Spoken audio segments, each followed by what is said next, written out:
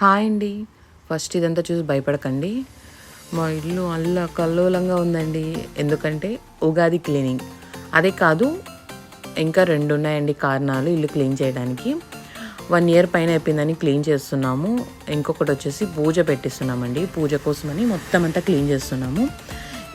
ఇద్దరిని పిలిపించామండి. ఎప్పుడు వీళ్ళే క్లీన్ చేస్తారు. వీళ్ళకి ఎంత వయసు ఉందండి, కానీ అంత పెద్ద స్టాండ్ ఎక్కి ఎంత బాగా క్లీన్ చేశారంటే చాలా బాగా క్లీన్ చేశారండి. అంటే క్లీన్ ఎలా చేశారంటే, కొంచెం వాటర్ తీసుకొని అందులోకి కంఫర్ట్ కొంచెం, తర్వాత షాంపూ వేశారండి. సర్పు వేస్తే కలర్స్ షేడ్ అవుతాయంటండి, గోడకు వేసిన కలర్స్. అందుకని షాంపూ యూజ్ చేశారు.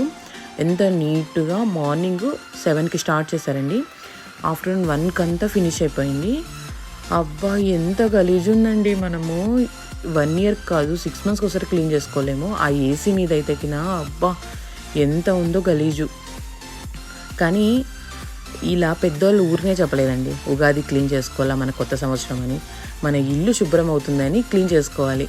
కానీ మనకి ఈ మధ్య బద్ధకాలు ఎక్కువ కదండి. మనం ఇల్లు తుడచడం అంటే కింద నేల ఒకటి తుడుచుకొని వెళ్ళిపోవడం అనుకుంటున్నారు ఇప్పుడు కాలము. బట్ క్లీనింగ్ అంటే మొత్తం అంతా క్లీన్ చేస్తారండి. ఇక్కడ మా సైడ్ అయితే మొత్తం అంతా క్లీన్ చేస్తారండి, అనంతపురం సైడు. ఇంకా ఎక్కడ ఏం క్లీన్ చేస్తారనేది నాకు తెలియదండి. మొత్తానికి 1 డేలో ఫినిష్ అయిపోయింది. అంటే అంతకు ముందు రోజు మేము సామాన్లన్నీ కడిగేసి పెట్టుకున్నామండి.